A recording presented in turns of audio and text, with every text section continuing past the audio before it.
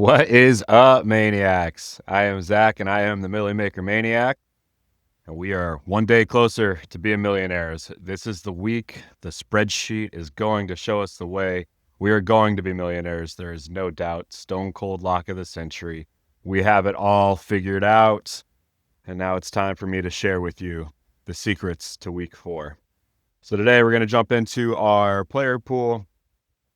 Before we jump into that, I wanted to show you some offenses that I've decided that I'm going to attack every single week, regardless of matchup. And I'll explain my reasoning why as we go through here. The offense that I have at the top is Puka, Devontae, and Kyron Williams from the Rams. The primary reason why I'm going to play these players every single week is because in pretty much every single week, one of these three guys, and oftentimes two of these three guys, are going to be top 10, top 5 at their position, somewhere in that range. There's going to be very few weeks that at least one of those guys is not top 10 at their position. So when we're building these big, large field tournament lineups, like we basically have to have a top 10 player at every single position, and definitely a good chunk of top 5s to have any shot at winning that Milly Maker. So if we know week in and week out that one of those players is coming out of these three, then why would we not mix in those three every single week?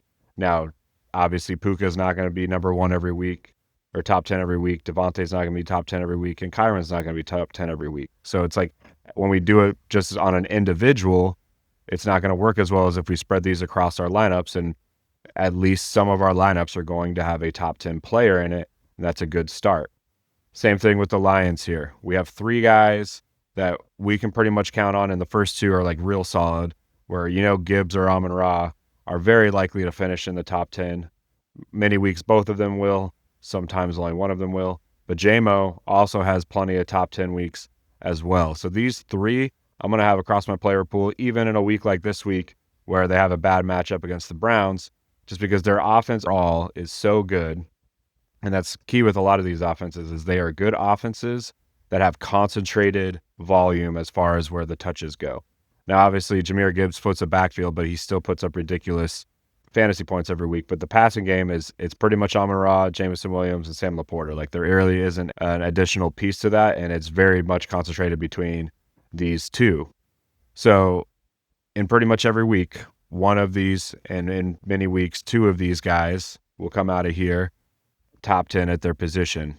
So I'm not going to go away from that in any week. I'm going to take my free square knowing that one of these 3 guys is going to be top 10, and have plenty of lineups, especially in better matchup weeks, where I have 2 of these guys in my lineup. Same thing here, where I'll have 2 of these guys in my lineup, because it's very likely that when the offense as a whole goes off, that 2 of those guys come along and have a good fantasy week, and sometimes even 3 of those guys have a good fantasy week.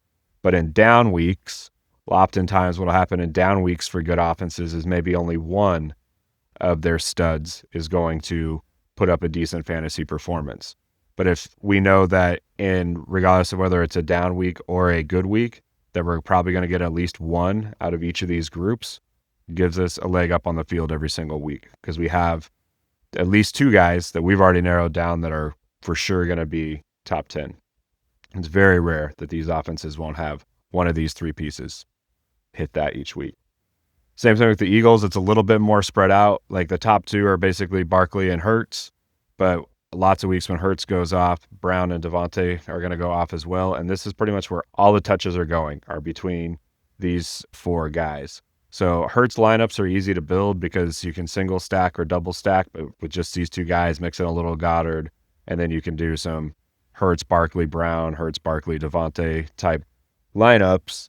But there's not a lot of combinations you have to do. So Hurts is a guy I'm going to build lineups with every single week. And last week I had the Hurts and A.J. Brown connection in a few different lineups because of that philosophy. And each week, I can obviously change this list as we go week to week. But right now, these top 5 in particular are offenses that I'm going to attack every single week at the time being. Like, they're going to be across all of my lineups every single week until there's something that changes that would take them off this list for me.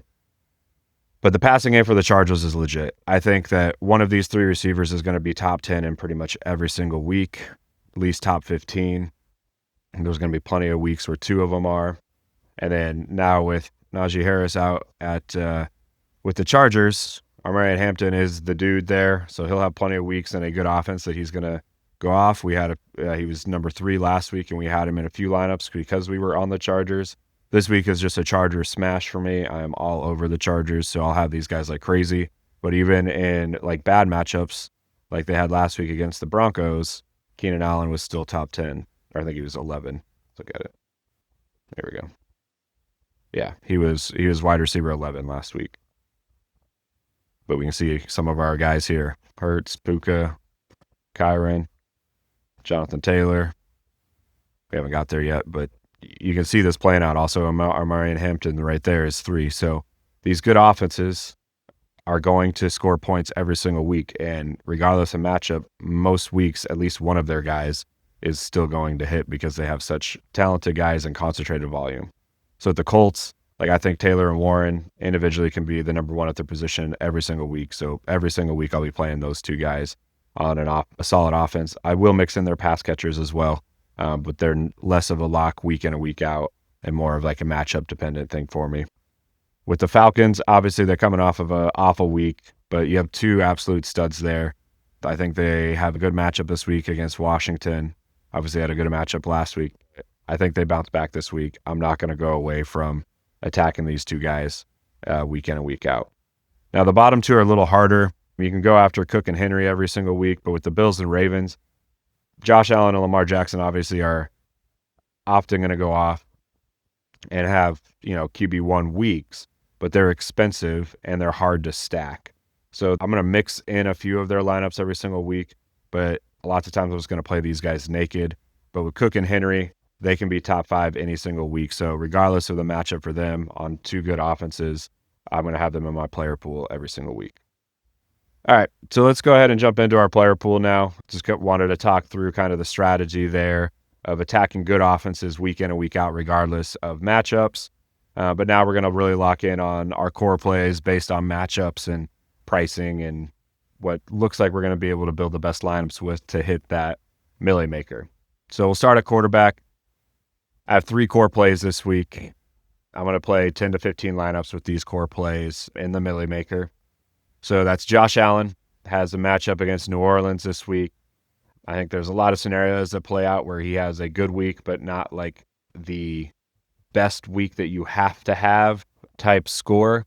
But it's such a positive matchup for him. If we go over to our matchup stats over here and we go to our overall score, like they are crazy higher than anybody else. They're at 19, and the next two are Chicago and Vegas at 11.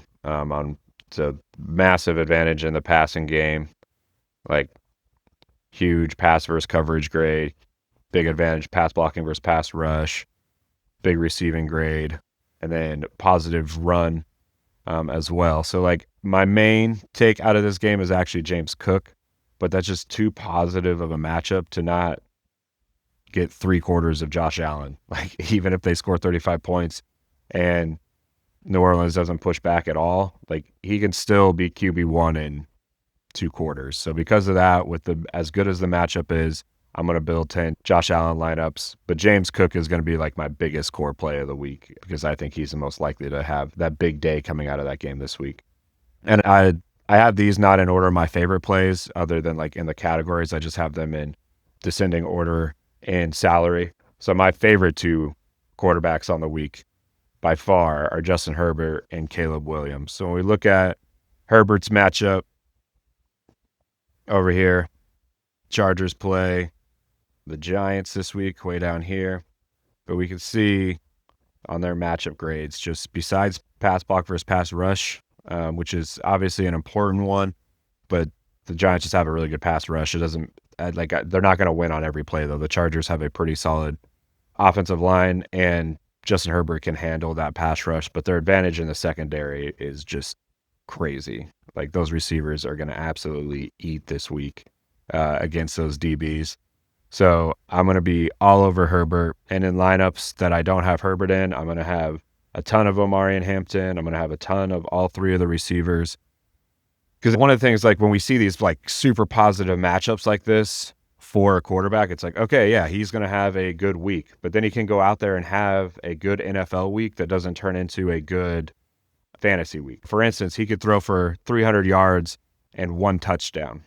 So obviously that's not going to win the Milly Maker for us. We need at least 303 from our QB to have a shot at winning the Milly Maker, especially if he's a pocket quarterback. Herbert is running more, but he is primarily a pocket quarterback. In that scenario where he's throwing for 301, that's still a good day. The offense is moving. And what very often happens in scenarios like that is if he throws for 301, they were probably running the ball pretty well because they were trying to stop the pass. So you could have a scenario where like Hampton has 150 and 2 rushing touchdowns, and then one of those receivers had that receiving touchdown. So you could have like Omarion, Hampton, and Ladd McConkey stack. If Ladd catches that 1 touchdown he threw, like he could definitely have a 100-yard game in that scenario. But Herbert's not the guy you needed. We were on it, but we kind of missed like adjacent to it. So when I have these big matchups like this, I want to think through both like the best case scenario and then like more like median case scenario. What does that do to the other players? So on my Herbert lineups, I'm playing those lineups as if Herbert threw for 304 touchdowns, right? Like to win the Milly Maker, that's the type of outcome that I need. So I'm building those lineups with that assumption in mind. But in other lineups that I'm building without Herbert at quarterback, I still greatly believe the Chargers are going to have a big week on offense. So I want to have 1, 2, sometimes even 3 pieces from the Chargers, even without Herbert. So I think it's really important to have lineups that fit both outcomes. In a good matchup, they're going to generally score points, but how those points are distributed makes a huge difference in our DFS lineups. So we want to build out different lineups with different distributions of those points, knowing that we're pretty locked in on this being a game that those points are coming from. Hopefully that gives you some sort of guidance as you're building your lineups each week on like how to think through, especially when you're building a portfolio of lineups. I want that portfolio to kind of be built to my main outcome, to my main what I think is like my core plays, the most likely things to hit. And this week, one of the things that I think that is most likely to hit is the Chargers having a successful week, scoring somewhere between 28 to 35 points and putting up 400 yards of offense. Now that 400 yards and 4 to 5 touchdowns can be spread out a lot of different ways. So across my portfolio of lineups, I want to have different elements of those scenarios in different lineups. So it gives me the best chance of hitting that like perfect outcome. If there's 2 or 3 Chargers that you need this week, I'm very likely going to have that combination and have that combination multiple times. It gives me a head start on the rest of the field. If I'm right on that part, then I only have to get a few more spots on the board right to hit that Milly. Same thing with Caleb Williams this week. I'm going to be stacking him up like crazy, but they play the Raiders and have that game just looks like an absolute shootout waiting to happen. Both of the defensives have struggled. The pass grade versus the receivers on both is just a huge advantage to the offense. The run game for both is pretty neutral. I'll definitely be playing some Swift and some Genty out of this game. But this game, to me, looks like the most likely game this week to be, that 35 to 38 type game, that 2 teams in the 30s, that shootout game going back and forth, like the Dallas game we had a few weeks ago. And like Chicago's defense really hasn't stopped anybody. Like they got lucky with a couple turnovers last week against the Cowboys. They're like the George Pickens one, like they were giving up a first down. He just dropped it and it turned into a pick. But if they go and score there, like that game has a much better chance of being a shootout. And then the week before, they just got absolutely blown out by the Lions. Vegas hasn't stopped all year, but with Geno Smith, like obviously he was QB3 last week and Trey Tucker was wide receiver 1. Like, they can throw the ball around. I think this is a coming out party for Genty. Run D for Chicago is bad. It's just trash. It's on the lower end. So even though Vegas is rated at the lower end on running grades, this is going to be a week that they have their best matchup by far of the year. So I think that Genty will finally see a few holes, and I think he's very likely to break one or two this week. But I think that this game is going to have 3 to 4 players come out of it that are top 10 at their position. And so we're going to have a lot of pieces from this game and a ton of Caleb stacks. Hopefully it's a more traditional stack this week that we hit harder. I will mix in some Burden, but maybe like 3 or 4 Burden lineups. That'll primarily be DJ Moore and Roma Dunze, single stacks and double stacks, mix in a little Swift. We'll see what Loveland's health is like, but if he's healthy, I'll put him in 2 or 3 lineups. But really the core this week is Caleb Williams to Roma Dunze and DJ Moore. I'm going to have DJ Moore and Roma Dunze across all my lineups as well. They will be heavily rostered for me across the board. Just too good of a matchup in a game environment. It's in Vegas as well. So that is a fast track. Yeah, everything about this just looks like it's going to be a shootout. So I'm going to play it as if it's going to be a shootout in the majority of my lineups. So we'll have somewhere between 30 and 45 lineups just between these 3 guys. I'll probably go 15 and 15 with Herbert and Williams, and probably 10 with Allen, just because I think Allen's upside is a little bit capped with the likelihood of that just being a blowout and then maybe taking him out in the fourth quarter just to protect him. Yeah, Herbert and Williams, I really, really love. Allen, I like and want to play a few more lineups with him, but not as much as Herbert and Williams. Now I'll get into guys that I like. And down here we have wait and see, so we're trying to find out if Purdy's going to play and if Daniels is going to play. If they do, I would probably mix both of these guys into my 3 to 5 lineup guys. And same thing with Jones and Mariota, just in my 3 to 5 lineups. But yeah, Jaden Daniels, I might be a little bit more interested in the Atlanta matchup, but we'll cross that bridge once we know. But things we do know, guys that we like but don't love, we'll build probably around 5 lineups on most of these, actually. I have 6 to 10 here, but in the ballpark of 5 lineups on most of these guys. So Jared Goff, they play the Browns, which is, according to our grades, a very bad matchup. Let's see, they're pretty far down here, yeah. They don't have really any advantage on offense, which I find interesting. This gives you an indication of how good the Bears defense has been. So this is one of those scenarios where it's good on good, right? We have a very good offense versus a very good defense. So the field more than likely is going to fade the Lions.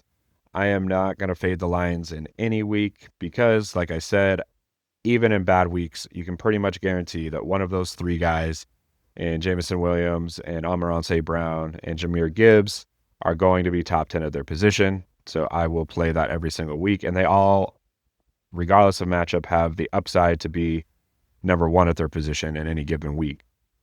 So I will play some Goff stacks in those. I'm playing that as if Goff throws for 304, right? So those will be pretty, I'll have some Goff to Amon-Ra solo stacks, skinny stacks, and then same with Jameson. I'll build some double stacks with J-Mo and Amon-Ra.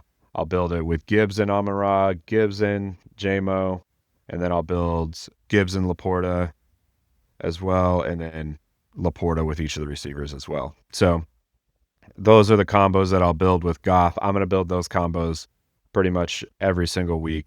I'll probably build more of the double stacks of Amon-Ra and J-Mo this week.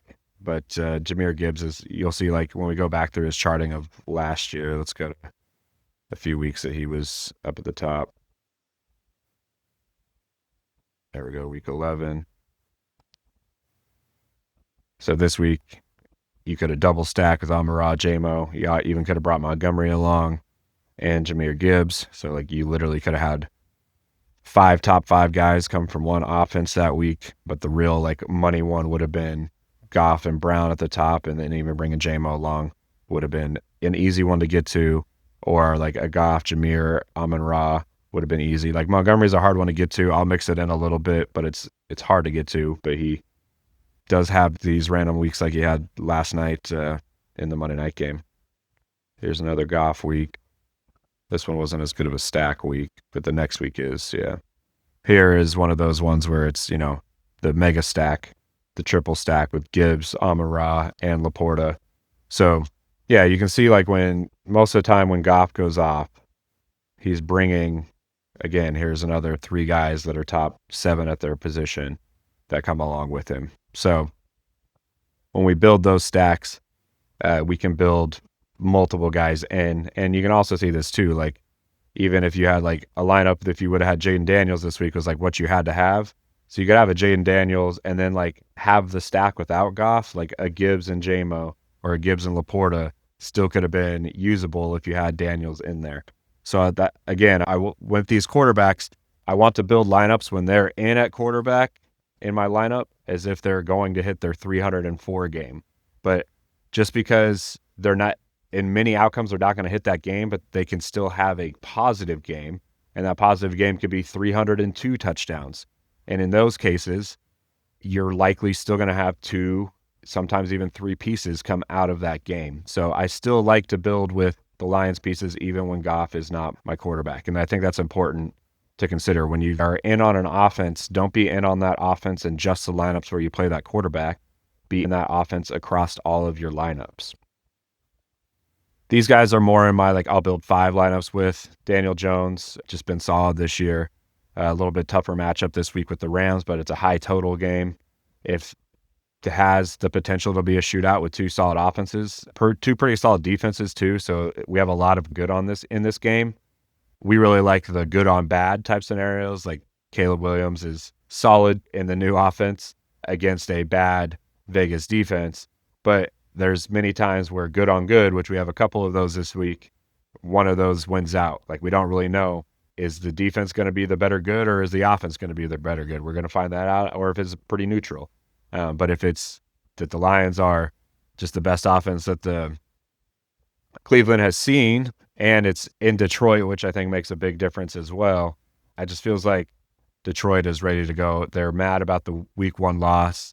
They believe that they are a Super Bowl contender, and it just feels like they just want to just dominate teams. And I think that they're going to come out with that type of mindset against the Browns this week, and I think there's a good chance that game goes off. But Daniel Jones, I think there's less of a chance that he's QB1, so I'm going to build around 5 lineups with him. But that game environment with the high total and just so many weapons around him and his ability to run, like there's a decent chance that he could hit it. So we'll build a few lineups with him. But primarily we'll be using Colts across our lineups, primarily Taylor and Warren again. Drake May, good matchup over here. Let's look at New England's matchup. Who do they play?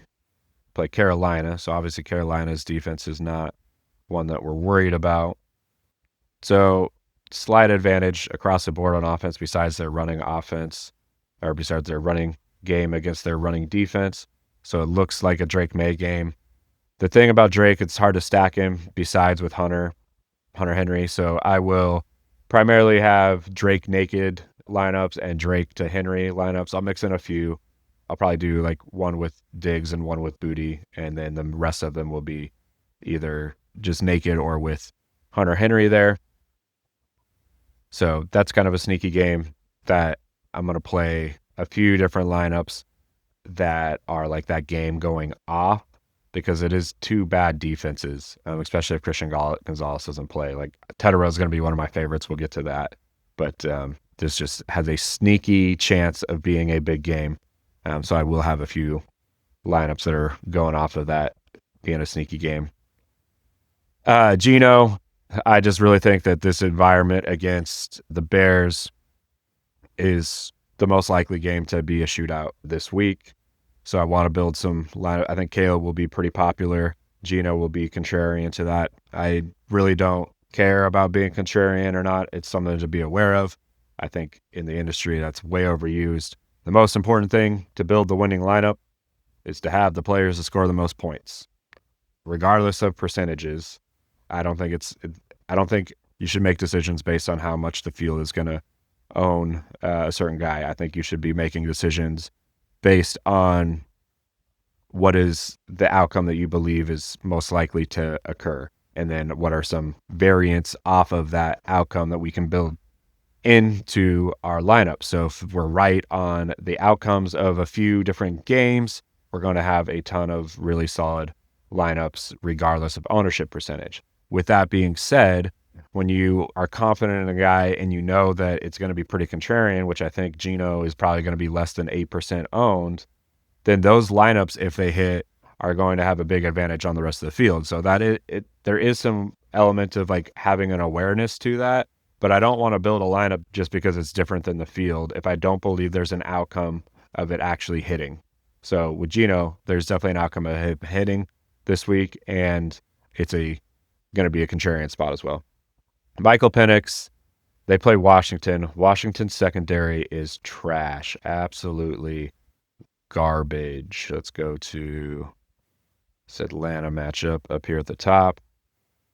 Receivers versus coverage, a massive 25.6 advantage. And even in the past game, that's coming off of a game where they just got shut out. So the grades for the Falcons are not great. And they still have a big advantage. So even though the Falcons blew it last week, I'm not giving up on Michael Penix. I think he has a bounce back week this week. And one of my sneaky plays of the week is Mooney. I think Mooney could be this week's Trey Tucker. Tucker went off against Washington. I was all over their wide receiver 2 against Washington having a big week. I just went Devontae Thornton instead of Trey Tucker, which destroys my soul and ruins my life. Should have been a millionaire. I was on it, but I just fucking missed it. That's part of it. But this week, I just think that Mooney could be this week's Tucker. And I like a lot of outcomes where Penix and London and Bijan, for that matter, all bounce back. I'll have Bijan and London and Mooney across a lot of my lineups. I will build a few Penix lineups because I do believe he has a chance of being QB1 this week. We have a lot of studs and Bryce Young in this, like, it could happen lineups. We're going to build around 3 lineups. Lamar, there is a chance that this Ravens and Chiefs game goes off. Let's go over here and look at that matchup. This is one that I'm having a hard time kind of deciding on. Like, from a matchup stats standpoint, like, the passing game has a big disadvantage on both sides, and then the run game has a big advantage on both sides. So to me, like, Henry should be the biggest target out of this game. As big as that advantage is, I think this is skewed a little bit because of how well Mahomes has ran the ball. But with this big advantage against the Baltimore run D, I might even mix in a little Pacheco. But yeah, for quarterback-wise, it looks bad. That being said, it's Mahomes versus Lamar Jackson. So a game like that can always go off. So I'm going to build 5 to 6 lineups where this game is a shootout. I could see a scenario in which Baltimore kind of wipes the floor with them as well. So I'd be more on the Baltimore side. I'm definitely more on the Derrick Henry coming out of this game than anything. But in those lineups, I will play 3 to 5 Lamar and Mahomes lineups. I will play it as if this game becomes a shootout where they're going back and forth in the fourth quarter, and it's a 30s type game for each team. Baker has a tough matchup this week with a lot of weapons down. I believe in Baker every week, but this week is one of the lower ends of that belief, just because, like, Ibuka is really the only piece that he has besides Irving this week. You know, you're going to have possibly Chris Godwin coming back, but I don't think he would get a lot of volume in his first game back. I think they're going to try to ramp him up a little bit. Feel pretty confident that he's not going to be nearly as explosive as he was after that horrific injury. So it just feels like a bad spot for Baker. But they play the Eagles, so this hurts Mayfield game. Like, you have 2 good quarterbacks. This is similar to the Hurts Matthew Stafford scenario we had last week, where you have just 2 good teams going at it, and they push each other a little bit more, so you do get some fantasy points. So I could see that being a possibility in that game, but I think more likely it'll be the Eagles kind of slowing the game down and in the second half and win him by a touchdown or 10 points, something like that. But you can never count Baker out. So we have to keep that in consideration. There are the scenarios where they could be going back and forth in the fourth quarter. So we'll build a few lineups with that outcome. And then Stafford is in the highest game total of the week with the Colts. I like his pieces better than I like him. He just hasn't hit ceiling games that often over the last couple of years. He has to be a 304 type guy to hit QB1 because he's not going to run on at all. So I like I could see him being QB5 or 6 in a lot of scenarios, but Puka and Devontae being wide receiver 1 and 5 or something along those lines. So I'm going to build more around Stafford having a successful day, but not a QB1 day, and have just a lot of lineups with their receivers in it and not maybe 3 with Stafford in it. Bryce Young, he's too cheap, and it is a good matchup for them as well. Tedero McMillan's one of my favorite players this week, but I could see Bryce Young having like a top 6 week, but being QB1 feels pretty unlikely to me, so I'll probably keep that to 3 lineups. And then my just-in-case lineups, eventually I believe in the Jaguars are going to have a big week. I don't think it's this week, but I'll build 2 or 3 lineups with that happening. Russ, I'll build a couple lineups with him going off. I think it's more likely that he gets benched in the second half and it's over for him, but there's always a chance that him and Malik go off. So we'll mix in 2 of those. And Joe Flacco, I think the most likely outcome for that Lions and Browns game is that the Lions just absolutely destroy them. And yeah, I think that's the most likely outcome. But there is an outcome where the Browns push back and are creating a little bit of a shootout game. So I would love, if that were to happen, to have a few lineups with Flacco being QB1 on the week and his cheap pieces going off, where you can get like a cheap Judy or a cheap Tillman or even Njoku or Fannin. So we'll build a couple when it's that cheap. Like we could get all of that, and then we could go super heavy at every other position. We could get Puka in there. We could get Barkley in there. We basically get whoever we wanted in the rest of our lineup. So it's an attractive scenario where if that real outlier outcome of Flacco happens, any hits, we could have a couple shots at it. All right.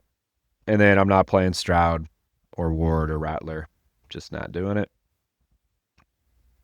Over to running back. Feel really good about this core this week. The 2 that I absolutely love are Derrick Henry and James Cook. I'm pretty much going to have one of these guys in every single one of my lineups, and then the rest of these guys will be the ones that I will mix and match with. Saquon hasn't had a big game yet this year. Feels like it's one of the better game scenarios for that to happen. Tougher matchup for Jonathan Taylor this week against the Rams, but I think he's RB1 probably for the rest of the year. And as long as he's healthy behind that offensive line, I don't care who they're playing, he has the potential to be running back 1 on the week. So I will play him despite it not being like the perfect setup for him like it was last week. I like Bucky to get a lot of work this week with Mike Evans being out. They're going to have to shift some of the play calling away from the passing game. I think some of that will go to Buka and some of it was Sterling Shepard, but they're just going to have to change their play calling up a little bit. I think that benefits Bucky, Kyren, and just a big game at an affordable price. He's a guy that can always hover around that top 10 to top 5 number. If he gets in the end zone once or twice, like he did last week, he can always be around that and at his price. We don't need him to be RB1. Like we can accept an RB4 at 6,300. That can still be an acceptable outcome to win the Milly Maker. I think this is the week he busts out. I love Genty versus the Bears. I love having like Bears stacks with him as a comeback, or him and Bowers as a comeback, or him and Myers as a comeback. And then I'm going to just have these guys like sprinkle Genty and those Raiders sprinkled across all my lineups this week. Marion Hampton, just an absolute smash spot for the Chargers offense. I like their pass catchers to have the better day, but there's plenty of scenarios in which he could have a touchdown or 2 and quickly jump into the top 5 like he did last week. So he will be one of our core guys. So pretty much every lineup I build will have two of these guys. We'll say 75% of my lineups will have two of these guys. My real strong core this week is Henry and Cook. And then here are the guys that I will mix in here and there. Like, I love McCaffrey, Robinson, and Gibbs, but at their price with their matchups this week, I just think it's unlikely that they put up that game that you have to have at 8,500. Like, McCaffrey has to score 40 points for him to be a guy that you like had to have in a week, and similar to Bijan. Gibbs is a little bit more affordable at 7,700, so I'll mix him in a little bit more. I think most weeks we play this slate out that 3 to 4 of the guys out of this group outplay these guys. And as far as outplay, I mean score more fantasy points. And if that is the case, which I think is the most likely outcome, then these guys are a bad play at their price, even if they're RB5. If there's 4 guys that are going to finish ahead of them in this group, we should have been going out of this group. So that was, I think, is the most likely outcome this week. So I'll primarily be building out of this group. And then when we get down here at the lower end guys, like these are guys like if I need to find some salary that I'll mix in. If I need a running back at 6K, I would probably actually go Hampton in most scenarios. But there's one like if I can't get to Hampton, I can get to Scadaboo at 5,500 in that same game. He can be a comeback in that game as well. Travion Henderson, he's just an explosive guy in a good matchup. If he gets the volume, which we've been saying every week, he's a guy that could go off. And then Pacheco, the matchup stats show that this is a huge advantage for their run game. I don't know that I necessarily believe it, but we'll trust the spreadsheet and mix him into a few lineups. The rest of the guys, I'm pretty much just not playing. Pretty limited at running back, and it's going to be real heavy on this green section. I'm not going to get to a lot of these guys. So feel really good about the group this week for running back. I feel very confident we're going to have a lot of combinations of 2 guys in the top 5 that are going to give our lineups a real shot for sure. All right, at receiver. So I think I'm going to move Egbuka over. Actually, we'll just do that now. Egbuka, you would think like, oh, he's the only guy now that Evans is gone. Like, he's going to be the main guy, so that should be a good thing for him. And like in some ways, that is a fair way to look at it. Like, he seems like going to be the main target. But at 6,800, it just feels like there's better options. He's also, what comes with that, you're going to get their best coverages. You're going to get double teamed. I think he's much better in the wide receiver 2 role than he's going to be as like an absolute wide receiver 1. So I think it's actually going to be tougher on him. So because of that, I'm going to move him into my but don't loves. But Puka, even at his price, it just feels like that game is a game that's going to have a lot of points in it. The most likely person to be wide receiver 1 this week to me is Puka Nacua. So I will have him in lineups with Stafford, without Stafford, and inside and outside of that game stack. I will probably have in, 60% of my lineups, some skinny stack or some game stack of the Colts and Rams, pretty much every lineup. And then I'm attacking that Chargers passing game. Give me McConkey all day. Give me Quentin Johnson all day. Give me Keenan Allen all day. One of those 3 guys will be in pretty much every single one of my lineups. I'm going to make that a priority because I very much believe that a top 5 receiver is coming out of that receiver room this week, possibly 2 top 10s. A.J. Brown obviously had the big week last week. At 6,400, he is just too cheap. You're going to have a lot of weeks where he gives you 0. He's going to kill a lot of lineups, but that is okay because he's going to have plenty of weeks where he is wide receiver 1. And in a game against Tampa Bay with Baker Mayfield, who doesn't seem to have any quit in him, you can definitely see plenty of scenarios where they have a back and forth game in the 4th quarter where they're having to throw the ball more. And with that being like a decent chance of occurring, like that type of a game environment, I want A.J. Brown in my lineups. With my core quarterbacks, I want to make sure I have at least 1 or 2 lineups with him in lineups with my core guys mixed across, because I do think that there's a good chance that he is wide receiver this week. And then Odunze, absolute smash spot against the Raiders. We love that game. We're back to our Rams game here.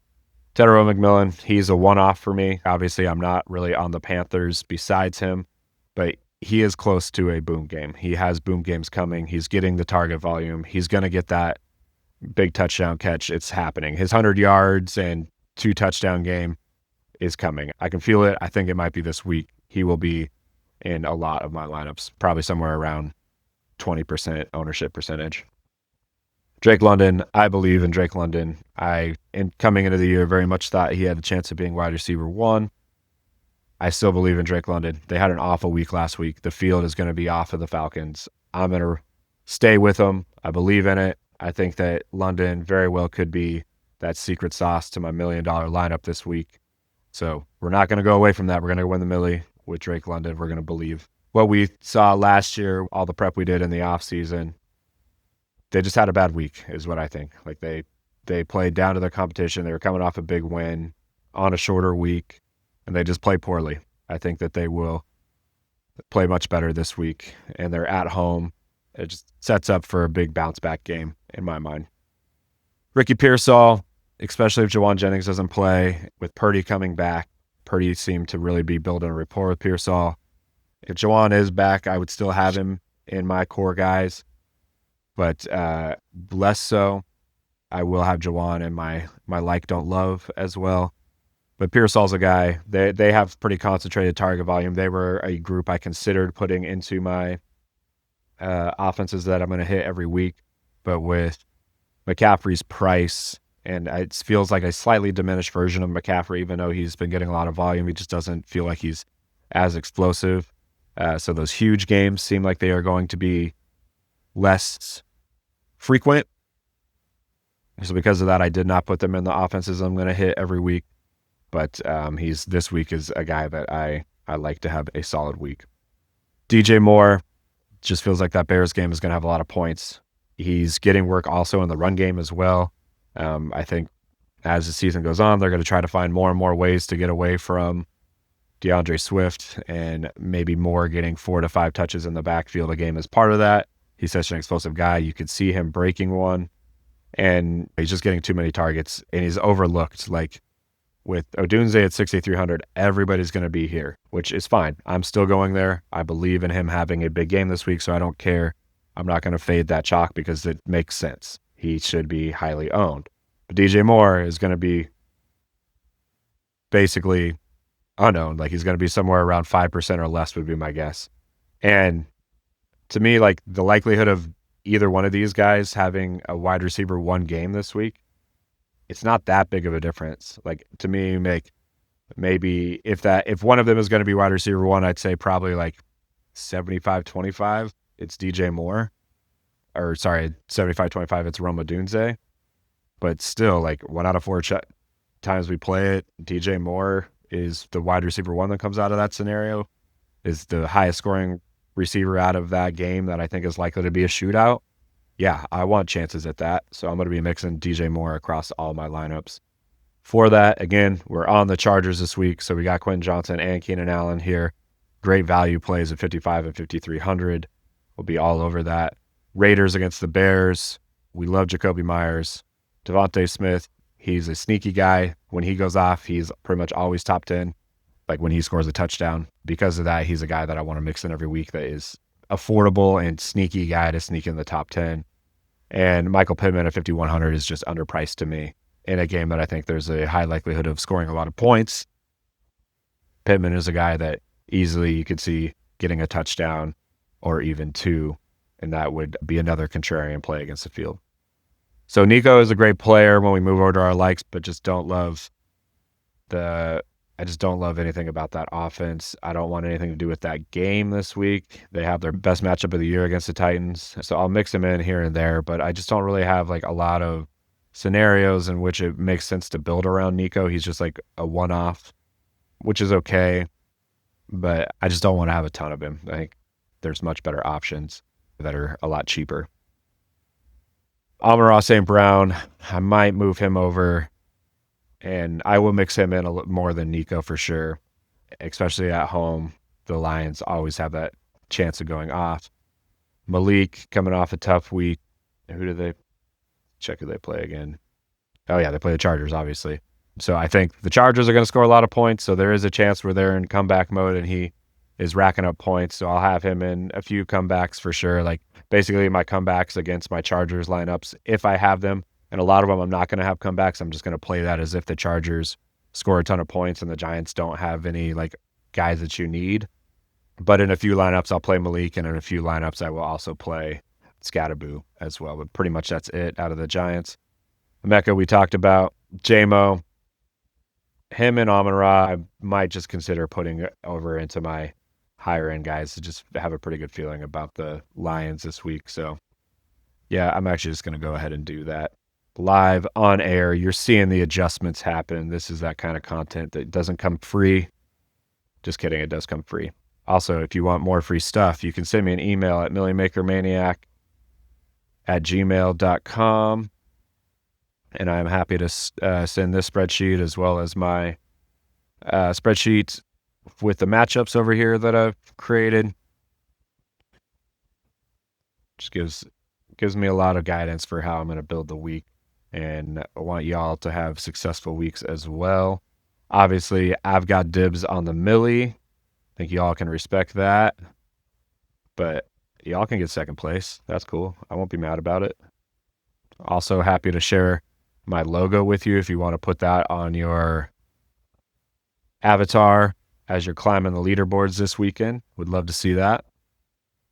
All right, so we move the lines over to our core plays. I got a sneaky feeling that they're going to be low owned and they're going to have a big week. I just believe in Dan Campbell and that group, and at home, that energy, it feels like they are in let's just run people over type mode. So if Xavier Worthy plays this week, I'll want to mix him in a little bit. Keon Coleman is, I think, is the most likely Bills receiver to go off. If a receiver goes along, he'll primarily just be in a few of my Allen stacks, though. On that game, I'm just going to be a lot heavier on James Cook. But I'll mix these guys in. It depends, like going into the game, it feels like they could really just do whatever they want against the Saints. So we'll see how they play it, if they're just going to play conservative and run the ball out of the gates, or if they want to like maybe build some confidence in some guys like Coleman and Shakir. Like as a play caller this week, it feels like a game where you could really like just manipulate it to fit a narrative that you need. Like if you need Coleman to build his confidence or Shakir to build his confidence, like this is a week like it feels like you could do that. I feel like the most likely outcome, just based on how Brady has called their offense, it feels like if they can run the ball and you can't stop them run the ball, they're just going to stick with that. And I think that's likely going to be the outcome this week. Hollywood Brown, primarily just in my KC and Ravens stacks. Juwan Jennings, interesting. Bateman, primarily just in that when I stack that game, and I'm not going to stack that game too much. Mooney, I'm moving Mooney over. I was trying to not have any core plays under 47 or under 5K, but I just feel like Mooney is this week's Trey Tucker. I'm not going to lie to myself about it. Even though he's outside of my rules of not having a core play outside of a salary below 4,000, I'm doing it. He just seems like too much of a slam dunk. Other pieces that I'm interested in down here, really like Josh Downs as well.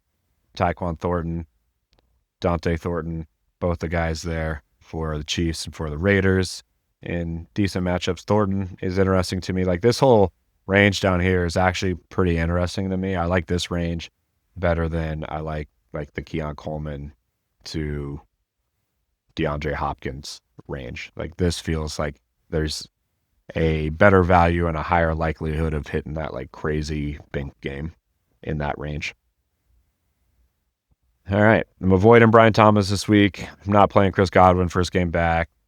Debo, I might mix in a few lineups if I do any Daniels lineups, but these are not guys I'm going to have spread across lineups. Tight end is simple. We're Tyler Warren and Hunter Henry bros this week. I believe in Brock Bowers, but at 5,800, he has to be tight end one by a mile. I'll have a good chunk of him just because I am playing so many stacks of that game and so many like Bear stacks that he's like an obvious bring back in that. But I'm not going to go overboard with it. At that price, I just think Warren, it feels like last week they just didn't need to push it and they were just running the ball. But this week it feels like they're going to need some like big third down conversions. They're going to need some big plays in the red zone. it's going to be a little bit more of an intense game. And I feel like in those scenarios, that Tyler Warren is going to be their go-to guy. I think it's a good chance that he sees 10 targets in this game and has his breakout game this week. So we missed on him a little bit last week, but I feel very confident going back to him. Henry had a big week last week, and he's got a good matchup this week. I feel like he's kind of becoming Drake May's go-to guy, so we'll build off of that. Other guys that I'll consider, Kincaid had a good week in week 3. He got a lot of targets. I think he had 10 targets. Go over and look at his targets here. He had 6 targets, but he did have the touchdown. 6 targets in that game. If he got that again, was something that could definitely hit a top 5 tight end range. Juwan Johnson's been top 3 tight end throughout the year. Andrews always has that chance of having the bigger Bink game like he had in the Monday night game this week. And these guys all have some top 5 upside, but I don't think it's likely this week. Really just going to be very heavy on Warren and Henry this week. All right, let's talk about defense. Defense ruined me last week. Destroyed my week 3. I was so on week 3. I dominated week 3, but I didn't get paid in week 3. It doesn't make sense. The defenses and CeeDee Lamb ruined it. I was all over everything except for those stupid Vikings and those stupid Panthers. Hate it. Felt like I nailed everything last week and did not get paid. Okay, rant over. I'm over it. I'm not over it, but rant is over. This week, hopefully we have the team that is going to be this week's Vikings, or even better, hopefully there's not a stupid defense that goes off and ruins the whole lineup. So some random lineup wins. Just make it so every defense scores 10 points and we can have the actual players play it out. Okay, rant is actually over now. I promise. It's actually over. Anyways, I like the Texans versus the Titans. This game, if we were betting like whatever the opposite of a shootout is, that is what this game is. If there's a way to play that in fantasy, I'd be all over this game. 2 of the worst offensive lines in the league with 2 quarterbacks that have been struggling. I actually like Cam Ward, and I like Stroud to an extent as well. I just don't see a scenario where this game goes off. The Texans' defense is really good against a bad offensive line. So I prefer the Texans, but obviously at this price point, it's going to be a little bit harder to get to. The Titans are going to be my punt defense. They're going to be my Bengals of last week. And please, dear God, have that outcome be better than it was last week. Freaking ruined me.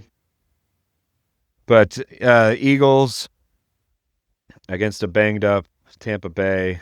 I can see scenarios where Baker is pressing and where that leads to some turnovers.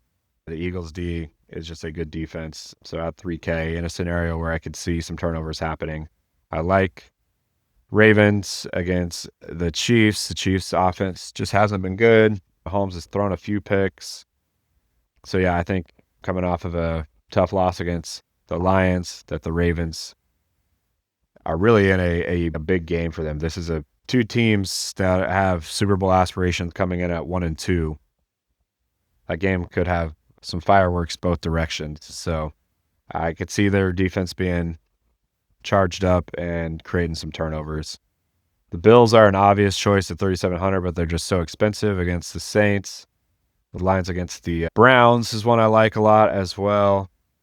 Maybe I'll move that over to Love. But it just makes it, they're just expensive, so it's hard to get there. Chargers against the Giants is interesting as well. I'll mix in a little bit there. Still don't love it. But you can see Wilson throwing some picks and getting pulled, so it's in play. The 49ers got Jacksonville. That's another interesting one. Panthers this week. They play New England. They've had fumbling issues, so we definitely want them in play. Giants. Here we're playing the defensive line. We believe in the Chargers offense, so really don't want to go there. But the Browns, I do think the most likely outcome is that the Lions have a big week, but that defense does show an advantage in all the spreadsheets against their offense. They've been one of the best defenses in the league so far. And Goff has had scenarios where he's had bad games and had bad pick sixes, so we'll mix them into our pool. Like they'll be our punt defense when we can't get to the Titans. All right, so there it is, my friends. Let's build a lineup. Let's build a Milly Maker winning lineup here. All right, so we know games. We love the Chicago side of this. We want some Vegas pieces as well. We love these offenses. We always want to include Philly. We love the Chargers. And we like Bills, and we like the Lions. Okay, so this is our core player pool that we're going to build off of. Let's go to QB. We've already built a Herbert lineup on the channel this week. So I'm choosing between Caleb Williams and Josh Allen. I'm actually going to build a Josh Allen lineup here just for fun on here. And I'm going to build it naked. I'm going to build just Josh Allen on his own. He doesn't bring anybody along with him. He scores 2 rushing touchdowns. That's how we're playing it. So at running back, let's go lower end at running back since we spent up at quarterback. Let's go Genty and Hampton here. 2 people that I think are set up, 2 rookies that I think are set up for big weeks. Wide receiver, we're going to go Puka, and we'll go ahead and just get our game stack there. We'll bring Warren back as the tight end. So we have a skinny there, a Puka and Warren. And then I want to get another piece of the Chargers. So we got 4,400 remaining. So let's go down and get a cheaper guy. So we got Quentin Johnston. Yeah, I like QJ here. We could also consider Allen there, but I like Hampton and QJ. This is one of those scenarios where the Chargers have the big game like we're anticipating. Herbert throws for 302 touchdowns. They both go to Quentin Johnston, but Omarion Hampton runs for a touchdown or maybe 2 touchdowns as well. So that's kind of the game scenario we're playing in that one. And then we also have, it's a little bit of a back and forth game. Tyler Warren gets in the end zone once or twice, has around 10 targets. That's how we're playing that game. So we're getting pieces in one of the key games that we like. And then we also have Genty here when we want to come back in that Bears-Raiders game. DJ Moore looks like the perfect comeback right here to get us a value receiver. Now, let's go ahead and find our defense first. Let's go to our flex first, and then we can figure out defense after. So we could bring in Kincaid here. Pierce, see if there's any update on him playing this week. So we still don't know anything. Didn't practice today. Just Tucker.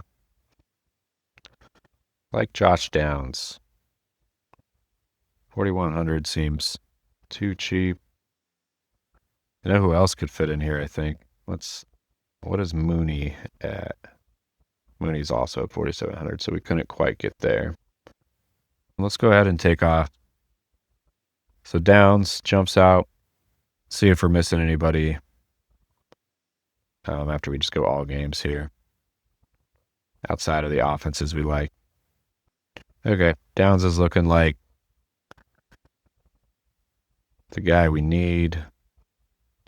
Here, we got 2 Colts against Puka. So what would be a great scenario here is if Puka scores 2 touchdowns and then Daniel Jones throws 1 to Downs. That's an outcome that could definitely occur. And like you could have a week where like a 3rd touchdown scored by Jonathan Taylor, but he only has like 80 yards and he's not like the guy you need.